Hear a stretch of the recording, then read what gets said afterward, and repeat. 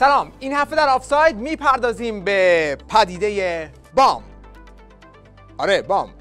چی؟ بام؟ بام شدت بام چی بوده؟ از این سنگا گل با ازنا بام ازنا روش میکنن.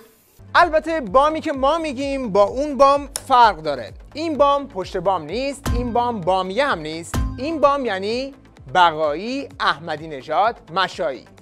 زنده باد بهار، زنده باد ایران. فقط اون آخرش که اون کوتوله وسط منو یاد زمان بچگی میندازه. بین پدر و مادرمون وای میستادیم، دستامونو میگرفتن، بلندمون میکردن و از روی سطحهای ناهموار رد میشدیم. این کامنت یکی از دوستان درباره این تصویر بود. اما این ترکیب که میبینید علاقه خاصی دارن که واژه بهار رو به کمپین انتخاباتی خودشون پیوند بزنن. زنده باد بهار. خودم بخشی از زمستانم نه ولی رو به بهارم. ولی اگر شما چیزی از این حرفا نفهمیدید ما مثل شماییم، یعنی اصلا فکر نکنید که معنای فلسفی خیلی پیچیده‌ای پشت این حرفا نهفته، چون خودش هم نمیدونه چی داره میگه. شما فقط ملاحظه کنید با همین فرمون که میره به کجا میرسه. طولانی ترین مکث در تاریخ مصاحبه های تلویزیونی رو خلق میکنه. دیگه رو به بهار، همه رو به بهار هستیم. من امیدوار هستم که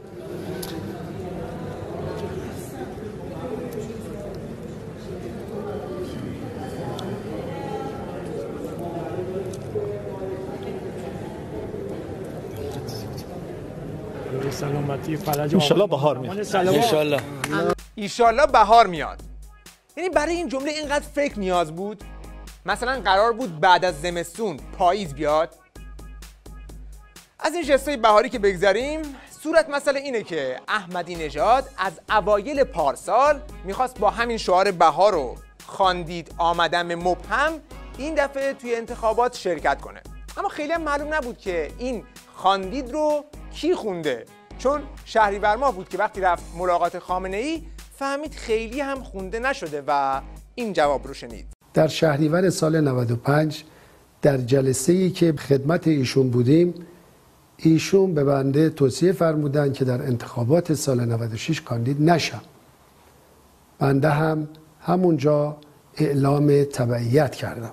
ولی خب از اونجایی که خامنه‌ای این عنتری رو خوب میشناخت و میدونست که روی حرف این نمیشه خیلی حساب کرد و ممکنه باز یک علمشنگه‌ای را بندازه، کمتر از یک ماه بعد اومد علنی هم این حرف رو توی یک سخنرانی مهر کرد که همه بدونن این عنتری نباید توی این انتخابات خودش رو قاطی بکنه.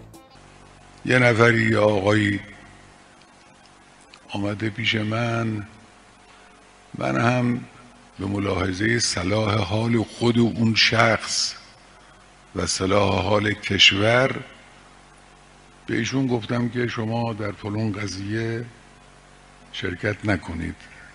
نگفتیم هم شرکت نکنید، گفتیم صلاح نمیدونیم ما شما شرکت کن. حالا دیگه تو هم پوز دموکراتیک نیا، قیچیش کردی گذاشتیش کنار دیگه، برای چی بحث کلامی میکنی اینجا؟ بعد از این داستان احمدی نژاد هم رفت توی فاز بایکوت و یه فیلم پر کرد که من دیگه اصلا نه دور و بر انتخابات میچرخم و نه از کسی حمایت میکنم و کسی هم خودش رو به من نچسبونه. بعداً بدونید من گفتم هیچ برنامه‌ای در رقابت ها ندارم، معناش اینه که نه در ریاست جمهوری نه در شورا لیست بده، حمایت کن، کسی رو معرفی کن، همش خبری نیست. اگه نزدیکترین فرد به منم اومد گفت ابنه رو محترمه، آزاده، گرچه من بهش میگم این کارا نکن ولی ارتباطی به من نداره، روشنم هست. خب وقتی از که حمایت کنن میشه همون بحث دیگه. اما همین احمدی نژاد یک دفعه ظاهراً نظرش عوض شد و از اوایل اسفند گذشته تصمیم گرفت که به جای خودش بقایی رو راهی نمایش انتخابات 96 بکنه. حالا این عشق قدرت، عشق ریاست چیه ما نمیدونیم، ولی تنها راهی که دوباره بتونه خودش رو قاطی انتخابات کنه همین بود که بره پشت بقایی. خوشبختانه با حضور و کاندیداتوری برادر عزیزم آقای بقایی فضای انتخاباتی و سیاسی از دو قطبی انحصاری دو جناح سابقه دار در حاکمیت خارج شد. آقای حمید بقایی فردی صالح، مؤمن، دلسوز برای ملت و کشور، کارآمد و انقلابی است. آقا موشه تو سوراخ نمیرفت، یه جارو هم بس به دنبش. احمدی نژاد کی بود که اعتبارشو گذاشت پشت بقایی؟ حالا بقایی کیه؟ بقایی یکی از اعضای تیم ملی اختلاسه، همونه که همین سال گذشته به خاطر یک اختلاس 300 میلیونی براش پرونده تشکیل دادن، دستگیرش هم کردن، ولی خب ظاهراً آدم دیگه‌ای توی تیم احمدی نژاد نمونده بود. مجبور شدن که همین بقایی پرونده دار رو بیارن و حالا هم سفید سازیش بکنن. بعضیا میگن آقا بقایی پرونده داره. اولا کی پرونده نداره؟ کی پرونده نداره؟ یعنی دست آخر هم نمیاد بگه که این پرونده نداره، میگه بقیه هم دارن. حالا جالب‌تر از اون دفاعیه که از تیم بام میکنه که اینو دیگه اگر هر کس بشنوه میره بهشون رأی میده. اگر احمدی نژاد در صحنه قدرت اجرایی کشور حضور نداشته باشه و مشارکت نداشته باشه، شانسی برای ارتقاء وضعیت اقتصادی، فرهنگی و سیاسی کشور توسط هیچ یک از این دو جریان وجود نداره. به خدا اگر داشت هر کدام من میرم. اول یه خالی میبنده، بعد خودش زل میزنه ببینه کی این حرفو باور کرده. مرد حسابی، آخه تا 4 سال پیش خودتون سر کار بودید، هیچ غلطی هم نکردید برای این مملکت جز چپاول و ولخرجی اتمی و موشکی. البته خب این حرف درسته که از دو جناح نظام هیچ راه حلی در نمیاد، ولی آخه شما هم خودتون با همین اصولگراها و دلواپسا بودید دیگه، چرا ادا اطوار در میاری مشایی؟ چون من بنا ندارم واقعا ذره‌ای نسبت به شما و نسبت به مردم بخوام اینجوری عمل کنم. چجوری عمل کنی؟ بخوام اینجوری عمل کنم. اینجوری عمل کنی؟ بخوام اینجوری عمل کنم. اگه اینجوری بود که یه کاری می‌کردیم من رئیس جمهور بودیم که. ناکس معلوم از اون قورباغه‌هاست که شنا بلده ولی آب گیرش نمیاد. عجب هفخطی این مشایی. ما اصرار داریم بگیم که اصولگرایی، این گروه‌های اصولگرا ما جز اینا نیستیم، با اینا ائتلاف نمی‌کنیم. حالا چرا اینقدر اصرار دارن که خودشون رو از اصولگراها جدا کنند؟ جناح‌های سیاسی که الان در کشور فعال هستند، دو جناح سیاسی اصولگرا و اصلاح طلب، به واقع مردم نسبت به این دو جناح خیلی خوشبین نیستن، بلکه حتی میشه گفت خیلی به عملکرد اونها اشکال دارن، انتقاد دارن. و همین دلیل باعث شد که من وارد صحنه بشم.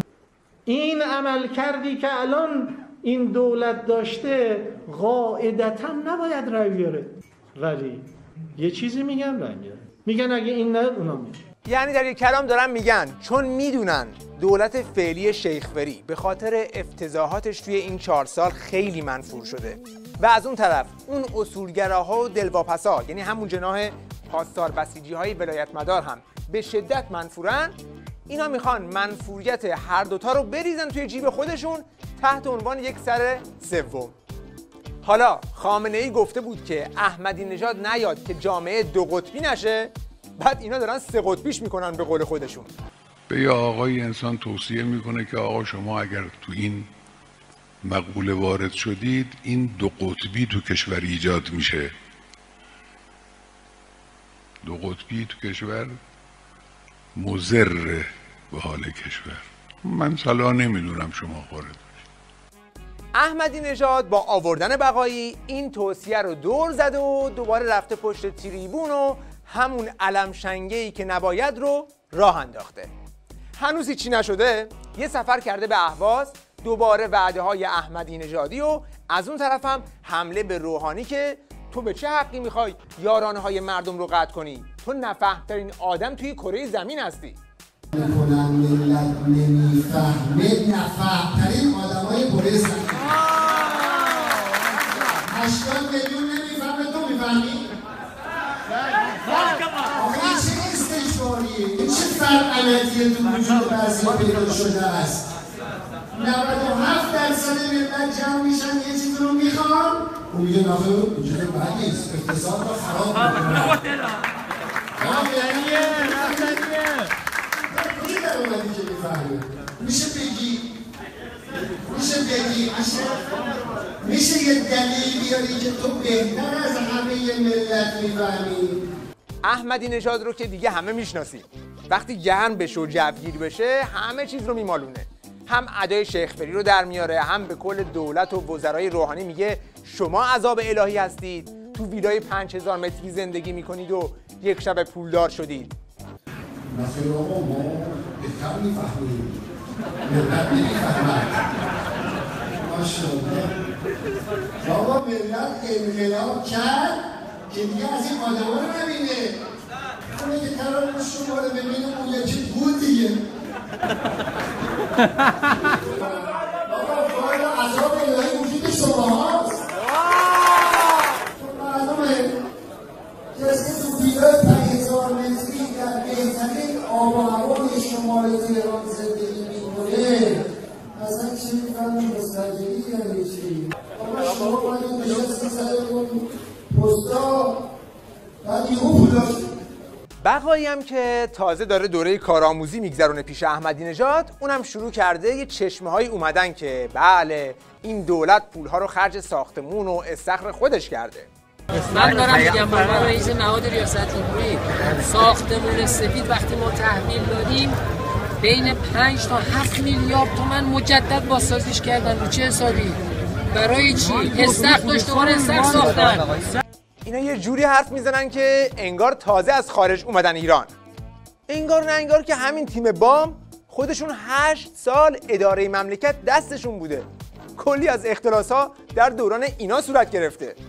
یه قلم معاون احمدی نژاد یعنی رحیمی همین الان به همین خاطر تو زندانه. ضمن اینکه بعداً معلوم شد که در سیاست خارجی هم احمدی نژاد طرح‌هایی داشته که آژانس رو بخره. وقتی آقای احمدی نژاد رئیس جمهور شدند، خب ایشون زنگ زد به من، یه غروبی بود، گفت که ما خوب همدیگر رو ببینیم. ایشون یه بحثی شروع کرد که میخوان پرونده ما رو ببرند در شورای حکام، نظرت چیه، چطور میشه؟ من گفتم بله قاعدتا میره در شورای حکام و ممکنه یه همچون نظراتی در شورای حکام داده بشه. ایشون گفت چرا شورای حکام علیه ما رأی میده؟ چون به هر حال شورای حکام اونجا آژانس هست، تشکیلاتی است، به هر حال پولش غربی‌ها تامین میکنن، غربی‌ها حضور دارن اونجا، معلومه نظرات اونها حاکمه. گفت که چقدر خرج آژانس چقدر در سال؟ گفتم که من نمیدونم، واقعا هم نمیدونستم من چقدره. گفتم من نمیدونم، مثلا 100 میلیون 150 میلیون دلار رو دقیق نمیدونم. ایشون گفت که الان برو به البرادعی زنگ بزن، بگو از این به بعد ما کل پول آژانس ما میدیم. گفتم من اینجور کارا بلد نیستم، شما خوب زودتر یه دبیر دیگه تعیین کن، اینا رو به او بگو. تحقیقات اما هر چقدر که احمدی نژاد و تیمش تلاش کنن که خودشون رو مستقل نشون بدن، دم خروسشون بالاخره از یک جایی بیرون میزنه. چون توی این نظام هر کس که بخواد کاری بشه بالاخره باید دمبش به ولی فقیه گره خورده باشه. شما پرچم ولایت برداشتین بردید یه گوشه بر خودتون، دست کسی هم نمیدید. نظر من این است که جریان احمدی نژادی، شخص آقای احمدی نژاد باید با ولایت فقیه، با شخص مقام معظم رهبری باید نشان بدیم که اتحاد و پیوند ناگسستنی دارن. خب پس احمدی نژاد و تیمش هر فیگوری هم که بگیرن، النهایه جز دادن یک سس کمدی به نمایش انتخابات و رو کردن دست جناح‌های دیگه در جریان دعوای باندی نقش دیگه‌ای ندارن. انشالله بهار میاد. چی گفت؟ انشالله بهار میاد. با بهار و تابستون و پاییز هم دیگه نمیشه کسی رو فریب داد. خدا نگهدارتون.